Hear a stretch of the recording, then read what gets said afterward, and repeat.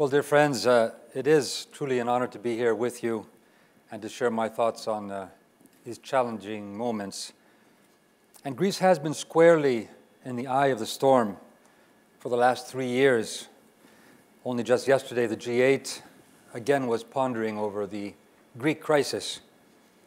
And I found myself at the helm, as was stated, guiding my country through uncharted waters at high seas and with no GPS system.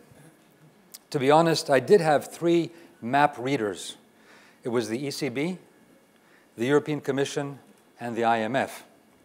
But they read and they read conventional maps with analog technology, certainly no Google Earth, to make accurate assessments.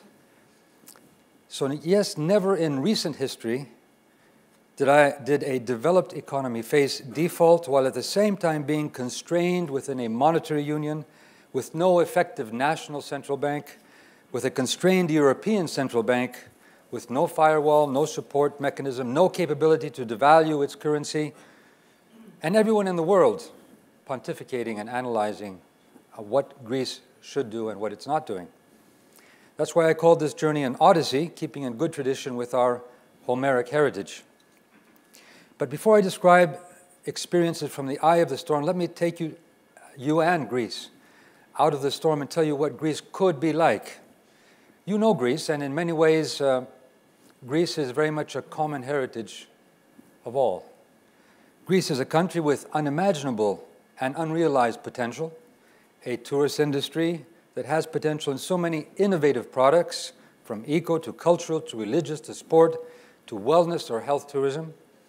Renewable energy from our wind, sun, geothermal sources is bountiful. There's a new project, Project Ilios, an unprecedented project for Europe to export green energy from Greece, mainly to Germany, to produce revenues to reduce our public debt. Our agriculture can become high quality based on our traditions of the so-called Mediterranean or Cretan diet. We have the biggest aquaculture in Europe and the biggest shipping fleet in the world. At the same time, the ports of Piraeus and Thessaloniki are becoming hubs between China and India, the Gulf states for the European market, while our program of privatization and public asset development bodies bodes well for the foreign direct investment and sustainable competitive growth. We also have a younger generation, well-educated, many abroad, very innovative, motivated, and many Greeks of the diaspora, a potential engine of growth in our country. Greek companies such as Velti and Upstream have emerged as some of the biggest names in the ultra-competitive mobile market, and there are hundreds of incredible startups in Greece ready to join them. And our culture, ancient or modern, can be archived and uploaded, something we have started with Google, to contribute to a global commonwealth of knowledge and innovation, an amazing resource for creative and cultural enterprises, a resource for humanity. So, what went wrong? Why this uncertainty and this incessant sense of a sense of doom? Well, let me describe 3 myths around this problem. The first is the debt myth. Yes, debt is there, but it's just the tip of the iceberg, a symptom rather than the underlying cause. The real problem was a problem of governance, lack of monitoring, lack of transparency, bad allocation of funds rather than the lack of funds, waste, unequal distribution of money rather than profligate spending by all, clientelism rather than meritocracy, graft rather than the rule of law, unequal privileges rather than a sense of justice for all. Yes, a badly managed country that lost competitiveness, resources, and a sense of justice. That is what was needed to change, and that was the platform I was elected on. And I would name this a democratic challenge, a democratic governance challenge. And we are changing, much so in governance by bringing transparency and online governance everywhere. And yes, your technologies are helping us, for example, in fighting tax evasion. Despite media hype that Greece is not doing its part, a recent report by the OECD assessed reforms amongst members over the past 3 years, and we are not number 2, but number 1 in reforming our country. This change is often hidden by the sacrifices and the pain of austerity we're going through. But that takes me to a second myth. Many believed, and still do so, that this was and is a Greek problem. Well, Niall, you were very clear on this. Some were very prejudicial. They believed Greeks were or are the problem. Would be very convenient. This led to simplistic solutions. You put your house in order, you do the homework, a slap on the hand, you lazy Greeks, all will be well. Kick the can down the road. By the way, according again to official OECD statistics, Greeks happen to be the hardest working amongst the OECD countries, believe it or not. Not only simplistic, but dangerous for our European principles. From the very beginning, I said, yes, we Greeks will live up to our responsibilities. However, I also said there is a deeper problem. It is a European problem, and we need to have European solutions. So I fought for Europe to respond, and it did, yes, with solidarity towards Greece and others, with new institutions, with the biggest bailout program in mankind's history, with the biggest haircut of a debt in history. But the storm doesn't seem to leave us alone. Markets, rather than being calm, continue to be skeptical, aggressive, speculative. Why? Greece's national economy is half the size of the economy of London. Can we be held responsible for the stability of the global economy? Well, I think there's a sign that is quite apparent. Greece is a precedent, a paradigm for both the inherent weaknesses of the European construction, moving from a union to a federation, but somewhere in the middle right now, but also the wider problems of the developed world as it faces the emerging markets. So let me take you back to the eye of the storm. The Greek crisis revealed some of the missing bricks in the architecture of our common currency. Don't forget, Zeus and Europa gave birth to King Minos, and he, of course, was the one that created the labyrinth. So we do have a labyrinthal architecture of having a common currency without at the same time having a common treasury and many other lacking of important structures. Lack of harmonization, basic policies such as taxation, labor laws, pension systems, health, unemployment benefits. This goes way beyond the myth that fiscal austerity will solve all.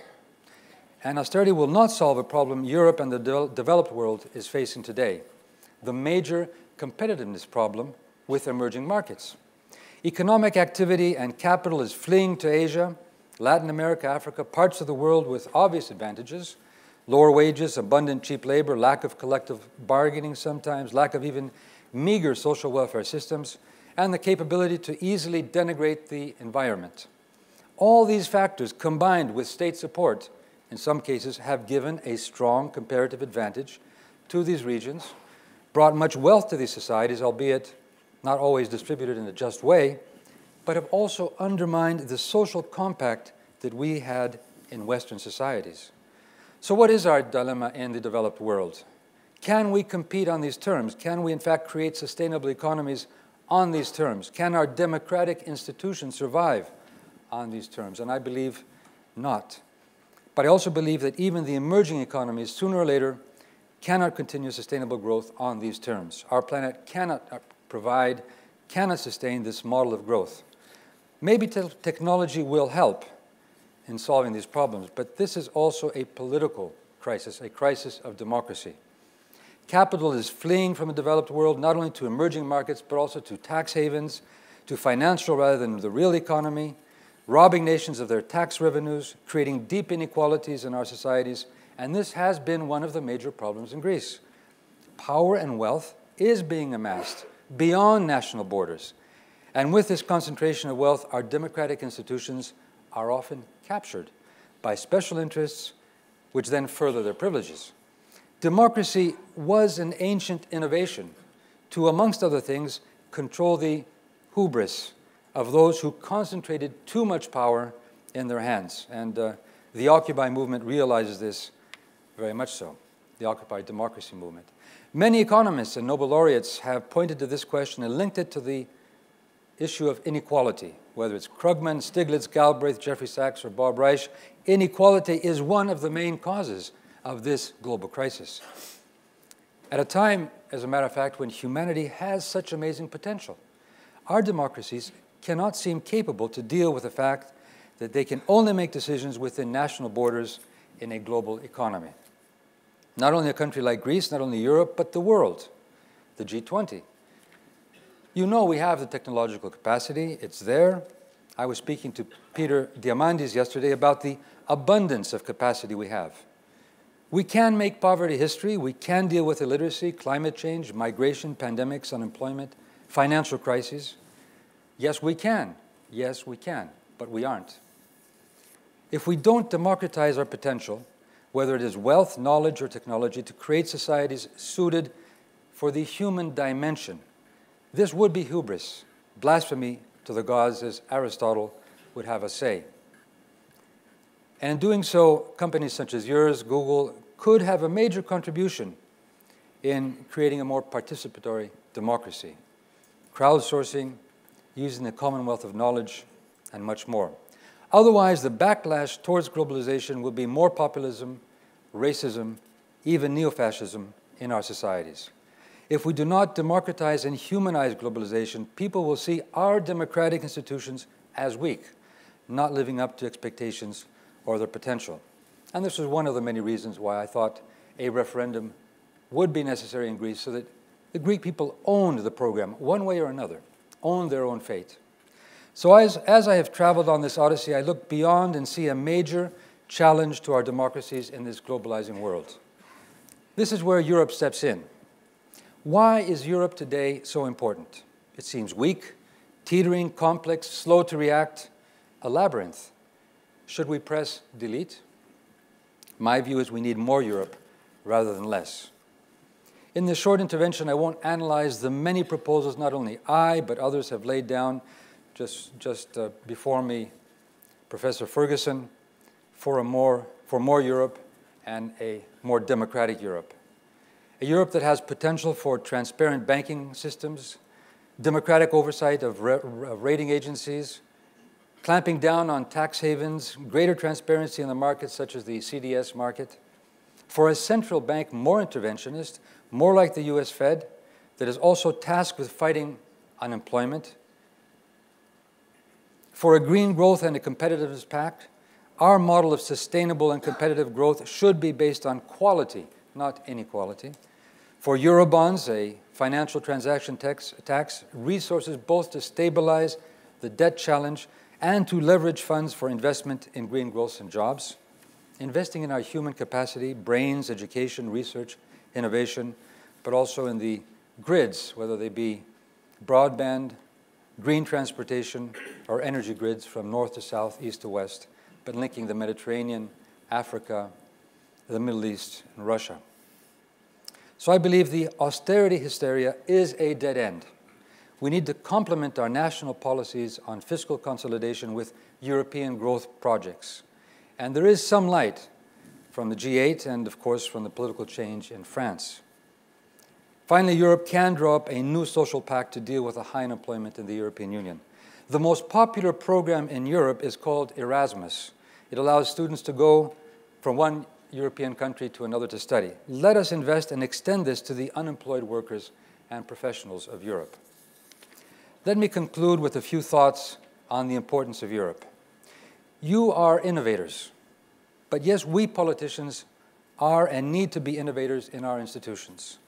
And from ancient times, whether it was the Olympic Games, whose main purpose was to promote an Olympic truce, good luck to London, or the idea of democracy to create more free and just equal societies, we have innovated.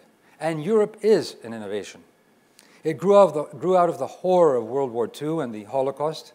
It's a peace project, a democratic project, a social and security project based on democracy, peaceful resolution of conflict, tolerance, human rights, the respect of diversity. Today, it is challenged to retain this memory, but extend it to our globalized world. A project where we, in different cultures, different languages, different countries, have given up much of our sovereignty to create a stronger union to deal with the challenges of the world, whether it's climate change or financial crisis, pooling our capacities. That is the importance of Europe in a globalizing society, for our region, for many other regions. It's important now that we're having the Arab Spring in the Mediterranean, in Northern Africa. It's important as a model to see that we can solve our problems, not through violence, but through dialogue, through working together. It's important for Europe, Central and Eastern Europe, Southeastern Europe. It's important to create a model that can be both democratic, socially just, and sustainably growing to a green economy. In this recent crisis, we may have not done so well, but I believe, as Neil Ferguson has suggested, we either will move forward to more Europe, or we will see, sooner or later, the disintegration of this very important construction and innovation. Despite our difficult Odyssey in this Greek and European crisis, I remain optimistic we will reach our Ithaca. Thank you very much.